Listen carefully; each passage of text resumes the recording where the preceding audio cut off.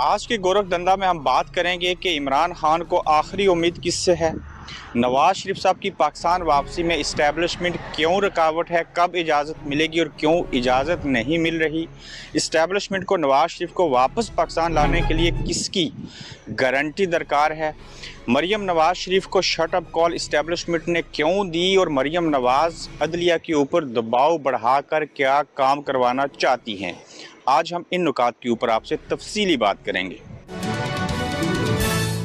उसामा, ये इंट्रो हो गया है, अब मैं शुरू करता हूँ इसको। अस्सलाम वालेकुम, आप देख रहे हैं गोरखधंधा, अबरार कुरैशी आपसे महातब हूँ। आज के 4 नुकात हैं जिसके ऊपर हम तफसीली बात करेंगे। सबसे पहला, आप लोगों के जहन में सवाल होगा कि जिस लंदन के अंदर मैं इस वक्त मौजूद हूँ, आज इत्तेफाक ऐसा है कि मैं लंदन में हूँ, यहाँ बैठे नवाज शरीफ पिछले कई सालों से पाकिस्तान अपने मुल्क के अंदर, जहाँ से वो 3 बार वज़ीर-ए-आज़म मुंतखब हुए और चौथी मरतबा भी वज़ीर-ए-आज़म बनने के इरादे रखते हैं। पार्टी तबाह हो चुकी, लेकिन ये नवाज शरीफ साहब बीमार थे, अब ठीक हो चुके, उसके बावजूद वापस क्यों नहीं जाना चाहते। इस सारे अमल के दौरान रुकावट है और इसमें गारंटी चाहिए। रुकावट कौन है? इस्टेब्लिशमेंट। इस्टेब्लिशमेंट क्यों रुकावट है? इस्टेब्लिशमेंट को ये लगता है कि जिस तरह से तमाम लोगों ने, चाहे वो पीपल्स पार्टी थी या नून लीग के शहबाज शरीफ और मरियम नवाज समेत बाकी लोग थे, उन्होंने अदालतों से रिलीफ ले लिया और उसके बाद इस्टेब्लिशमेंट के ख़िलाफ़ ही बोलना शुरू कर दिया। और इस्टेब्लिशमेंट को लगता है कि अगर हमने नवाज शरीफ को इजाज़त दे दी वापस आने की और इजाज़त से पहले अगर हमने केस ख़त्म कर दिए, तो ऐसी सूरत हाल में जो नवाज शरीफ है उनका फिर से बयानिया कहीं वोट को इज़्ज़त दो और इस्टेब्लिशमेंट ये नहीं कि जनरल बाजवा जो रिटायर्ड हुए उनके ख़िलाफ़ दोबारा से शुरू ना हो जाए।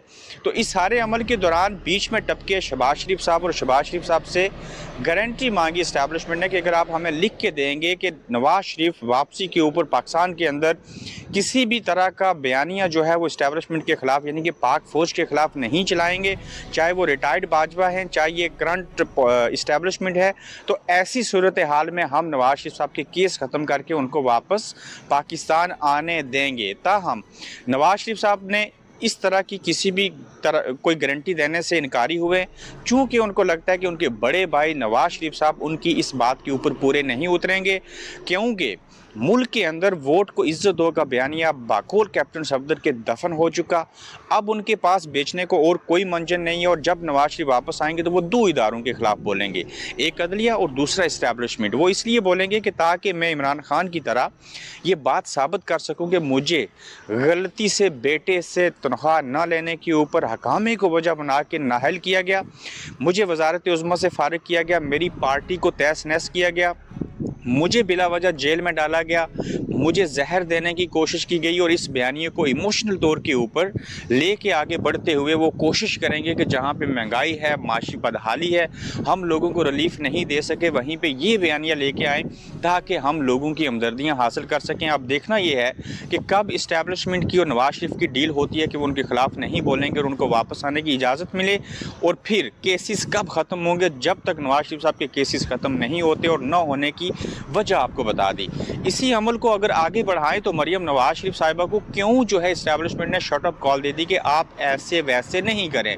हमने 12 मरतबा आपको बताया कि मरियम नवाज शरीफ जो हैं उनसे ना सिर्फ इस्टेब्लिशमेंट नाखुश है, बल्कि उनके सगे चचा और मुल्क के मौजूदा हाकम वज़ीर-ए-आज़म नवाज शरीफ भी नाखुश हैं, क्योंकि मरियम नवाज़ अपने तौर के ऊपर ना सिर्फ पार्टी के जो लोग हैं उनको वो ना सिर्फ नापसंद हैं, बल्कि उनसे बालातर होके अपने हिस्से का बयानिया और अदलिया के ख़िलाफ़ बोलती हैं। इस्टेब्लिशमेंट के हवाले से वो बोले, जनरल बाजवा के ऊपर तनकीद की, और सबसे बड़ी चीज़ जिस बात के ऊपर शट अप कॉल मिली वो ये है कि मरियम नवाज शरीफ साहिबा जो लोअर कोर्ट्स हैं उनके अंदर अपने जजेस लगवाना चाहती हैं, और इसका मकसद ये है कि जो बाकी लोगों के केसेस हैं और ख़ासकर नवाज शरीफ साहब के, हम अदलिया के ख़िलाफ़ जाके और कुछ लोगों को मर्ज़ी के जजेस लगवा के हम अपने जो केसेस हैं उनको ख़त्म करवा सकें। और इस सारे अमल को देखते हुए इस्टेब्लिशमेंट ने मरियम नवाज शरीफ को हतमी तौर के ऊपर फिर से कहा है कि शहबाज शरीफ साहब से कि इसको खामोश करवाइए, ये जो बयानियाँ लेके पड़ी हैं, हमारे ऐसे हालात नहीं हैं कि हम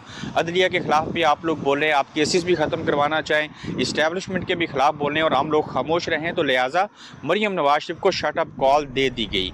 अब आगे बढ़ते हुए ये भी हमें देखना होगा कि जो इमरान खान हैं उन्होंने कहा कि मुझे किसी और इदारे से कोई उम्मीद बाकी नहीं बची, अगर मुझे कोई इदारा बचा सकता है, जो मेरी आखिरी और पहली और आखिरी उम्मीद है, वो सिर्फ अदलिया है। इमरान खान साहब की तमाम नज़रें जो हैं वो अदलिया के ऊपर हैं, और उसकी वजूहात में से 2 वजूहात ये हैं, तोशाखाना केस और उसके साथ सीता वाइट केस, जो टैरन जेड खान उनकी माजरत के साथ नाजायज़ बेटी कही जा रही है, उस केस को वजह बना के इमरान खान को आर्टिकल 62 के तहत नाअहल करार दिया जा सकता है, चूँकि इन्होंने 2018 के इंतखाबात के अंदर इस अपनी जो बेटी है उनकी टैरन, उसको शामिल नहीं किया था कि ये उनकी औलाद में से है। अब ये केस जो है इसकी 9 से 10 समातें हो चुकी हैं, मज़ीद आगे समातें होंगी, जबकि इमरान खान को ये लगता है कि हमें अगर कोई बचा सकता है या मुझे किसी से कोई उम्मीद है तो वो सिर्फ अदलिया है। अब देखना ये होगा कि क्या अदलिया इमरान खान के ख़िलाफ़ फ़ैसला देगी। दूसरी जानिब जो IMF है उसको दस्तखत चाहिए पाकिस्तान को एक बड़ी रकम $6.2 बिलियन देने के लिए, ताकि इमरान खान उसके ऊपर दस्तखत करें, और आइंदा अगर इमरान खान हुकूमत में आते हैं तो इमरान खान उस मायदे से इनकारी ना हों।